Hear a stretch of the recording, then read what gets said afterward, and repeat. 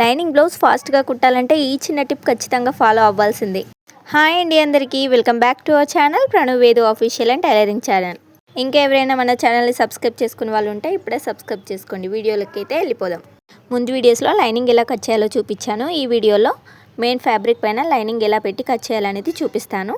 Main ఫ్యాబ్రిక్ని 4 foldings వేసుకొని దానిపైన మనం కట్ చేసిన లైనింగ్ పీస్ పెట్టుకొని లైనింగ్ చుట్టూ ఒక 1/2 ఇంచ్ ఎక్స్ట్రా ఉండేటట్టు చూసుకొని కట్ చేసుకోవాలి.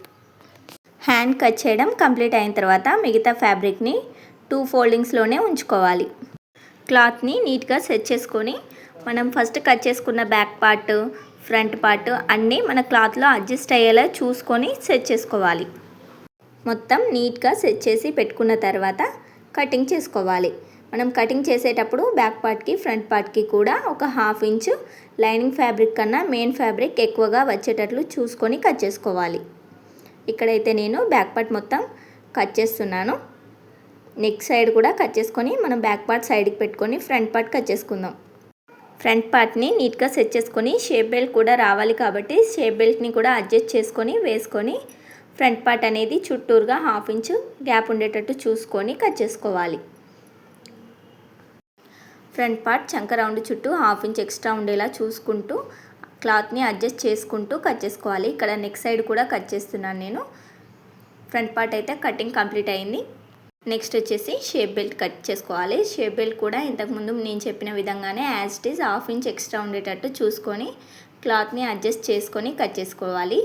కాకపోతే షేప్ బెల్ట్కి కింది సైడ్ మాత్రం స్ట్రైట్గా కట్ చేసుకోవాలి.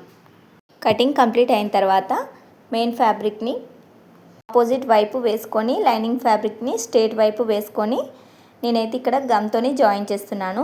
అసలు చెప్పాలనుకునే టిప్పే ఇదండి. గమ్తో జాయిన్ చేస్తే మనం బ్లౌజ్ అనేది 10 నిమిషాలలో స్టిచ్ చేయొచ్చు. కొత్త వాళ్ళకైతే ఇంకా చాలా ఈజీగా ఉంటుంది.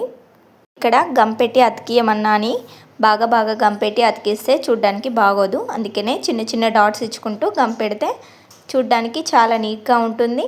మనకు గమ్ అనేది ఎక్కువగా వేస్ట్ కాకుండా ఉంటుంది. ఇటు సైడ్ కూడా క్లాత్ని మలుచుకొని మొత్తం చుట్టూరుగా గమ్ చిన్న డాట్స్ పెట్టుకుంటూ అప్లై చేయాలి. ఇక్కడ నేనైతే చిన్న డాట్స్ పెట్టుకుంటూ అప్లై చేస్తున్నాను. మీరు కూడా ఇలాగే అప్లై చేస్తే మనకు స్టిచ్ చేసేటప్పుడు చాలా ఈజీగా ఉంటుంది. గమ్ అనేది మొత్తం అప్లై చేసిన తర్వాత ఒక్కసారి ఐరన్ బాక్స్తో ఐరన్ చేసుకుంటే చాలా నీట్గా ఉంటుంది. ఫినిషింగ్ కూడా చూడడానికి చాలా బాగుంటుంది.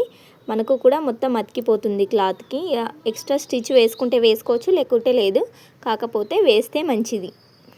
ఇక్కడ నాకు ఐరన్ బాక్స్ ఉంది కాబట్టి నేను ఐరన్ చేశాను. ఐరన్ బాక్స్ లేని వాళ్ళైతే చేత్తో ట్యాప్ చేయండి, అతికిపోతుంది.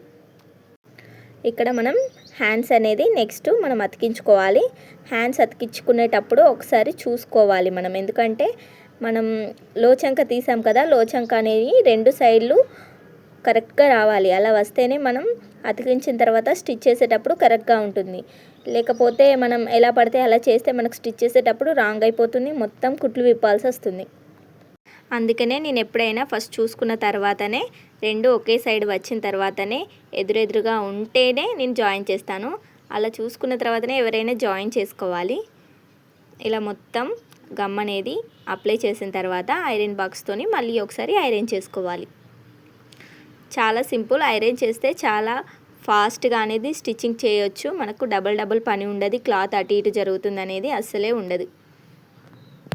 ఇక్కడ నేను ఇంకో హ్యాండ్కి కూడా సేమ్ అలానే అప్లై చేస్తున్నాను.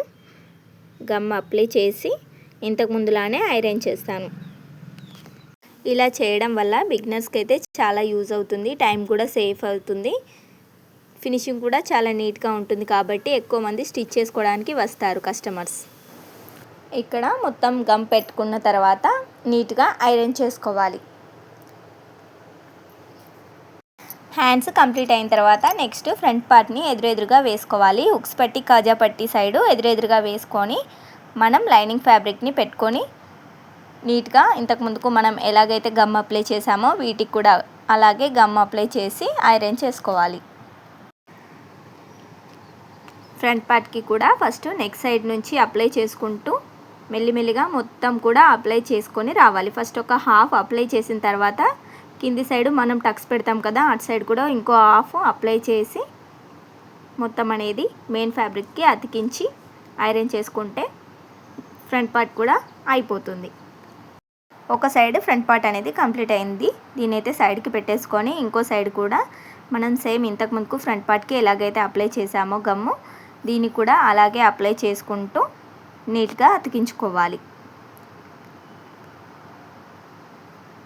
ఇక్కడ మనం గమ్తోని జాయిన్ చేసేటప్పుడు ఫ్రంట్ పార్ట్కి బ్యాక్ పార్ట్కి హ్యాండ్స్కి మాత్రమే గమ్ అనేది జాయిన్ చేసుకోవాలి.